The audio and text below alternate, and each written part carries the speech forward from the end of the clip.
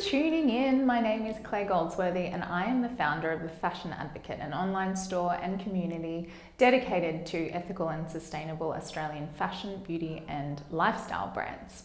Through the Fashion Advocate, I support good people doing good things, and I am very passionate about sharing their good stories. We all start somewhere, and I want to show you that if you have a creative idea and you want to make a difference, that it can be done. I'm here today with two guys that have done just that. Maurice and Miles are the founders of Owls, and they empower landlords to take control of their property portfolio. Owls is a digital management platform that allows you to run your portfolio from one central location, and it saves owners thousands of dollars in property management fees. Hey guys. Hey. How you going? Good. How's the first week been? Good. Yeah, that's great.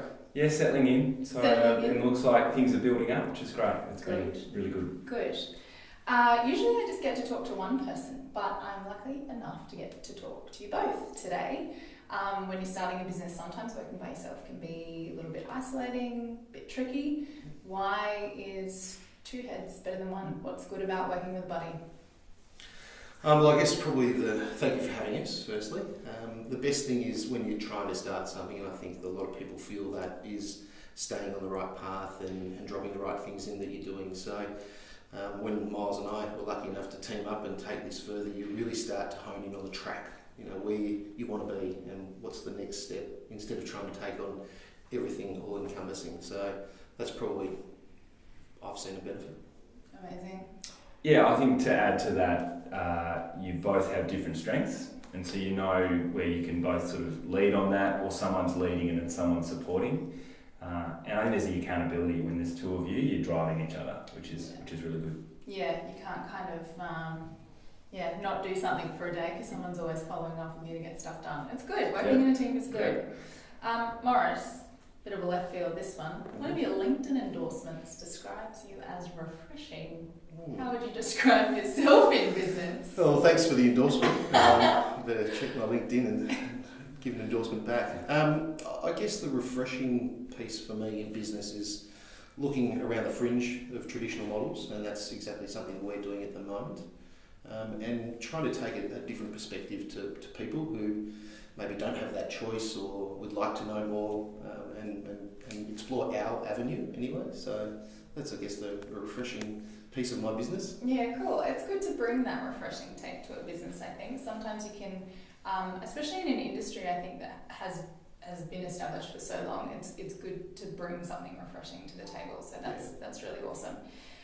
Miles, I researched long and hard to try and find something on you, and you've done quite well of hiding quite a lot, but I did find one thing. Right.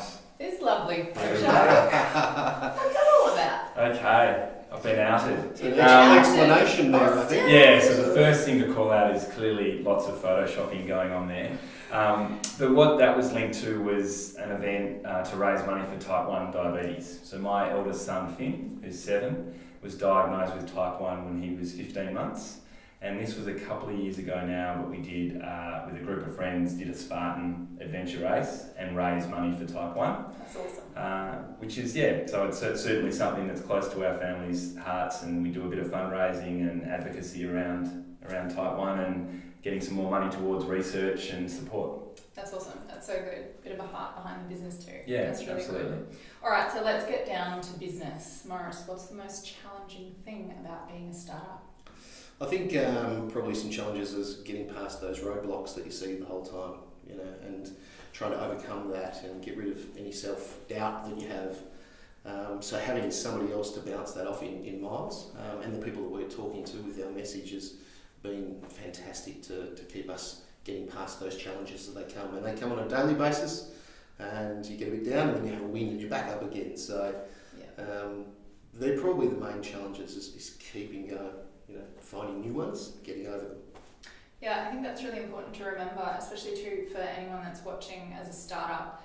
It's sort of, challenges are not something that you conquer and then there are no more. In business, it is a constant flow of challenges, but that's what makes it exciting, and that's why you love doing what you do, because it's about meeting those challenges and getting better every day in business. So what's the best thing then? I think the best thing is you have a blank canvas, really. So I think the most fulfilling role is when you get to work for yourself and in a team on ideas you're interested in, and that counters with the challenges. But I think it also, for those that have got curious, open minds, you get to meet a whole range of different people, whether it's within your sector or other sectors, and that enhances what you're doing. I guess my experience working for corporates, you tend to be working in a very specific role and a lot in the business. So that's the key difference. I'll come back and talk about that in a second, actually, because that's actually a really important part of where we are, and I'll talk about that soon. But I want one really good nugget of advice from both of you about running a business, starting a business, staying in business. Do something every day.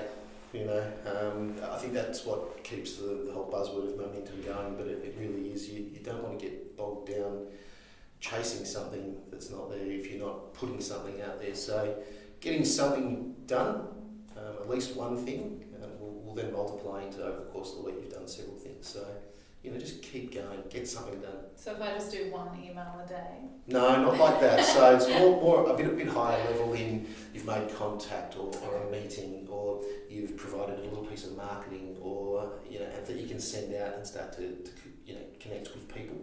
Yeah. The administration side, I've found it myself. That's really not getting stuff done whilst you might pay something or create your contact list, or it's really getting something done out in market to keep that momentum, I guess. Amazing. Yeah. And your nugget of advice? Look, I'd say awareness about what your strengths are, whether that's an individual or as a team, and then the inverse of that is really important, knowing where you need some help, and seeking out people that have expertise.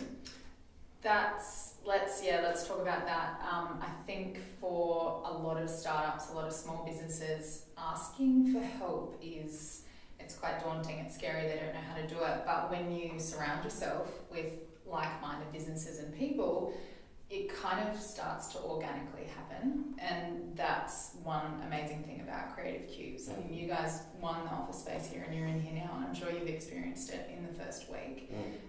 Being around good people doing good things and in a space where you have conversations and you can network and create business opportunities, it's really powerful. Yeah. Why is that community important to you? I think one thing that I've experienced personally is the efficiencies that you bring to working in a community, because you see other people doing things. So that's probably number one. The second is sharing. There's people in the space that you may have a lead for them or an opportunity, and then vice versa. You may not have a strength in social, and Claire, you came past our desk, and in 5 minutes you'd sorted out a couple of things for us. Sharing's caring. Yeah, so I think that knowledge pool is the second piece to that. Yeah. There's plenty of great things that you can get, and Miles, I'm sure, has got heaps as well. Yeah, I think to add to that, when you're in a collab space, everyone's doing something interesting, right? Whether it's a startup or a freelance gig or a whole range of things, and so you're instantly interested in what people are doing. There's lots of great water cooler conversations or sparkling water conversations that have Creative Cubes, or as my 3-year-old calls it, fuzzy water. But I think that you do. It's all, and that's fantastic, because you realise, hey, we'd like some help in social. Claire's got some advice on that, and it's give and take, right? In terms of where that works, it works both ways. And I think that's a really important thing in a collab space that you don't get if you're bunkered down working at home or in an office by yourselves. Yeah, I can vouch for that. I mean, there were weeks where I'd be working at home and wouldn't leave the office or see daylight, hence my moon tan still present. But now being in Creative Cubes, it's been awesome. I mean, I've met you guys and you guys have been great just to hang out within the office, so it's been really good. People first, I love it. I think that's a huge thing that the property market's been lacking for a long time, and obviously you've come up with a solution with Owl, so I am super excited to see where it goes. You've got a really great business idea, and you're both really good guys, so it's exciting times ahead. Thanks. If you've got an idea and the guts and the drive and the passion to do it, it can be done. These guys have proved it. And find yourself a creative community. Creative Cubes is obviously a great one. It's a great support network. It's a great place to be and find other businesses. And as always, tune in next time for more good stories of good people doing good things. Bye.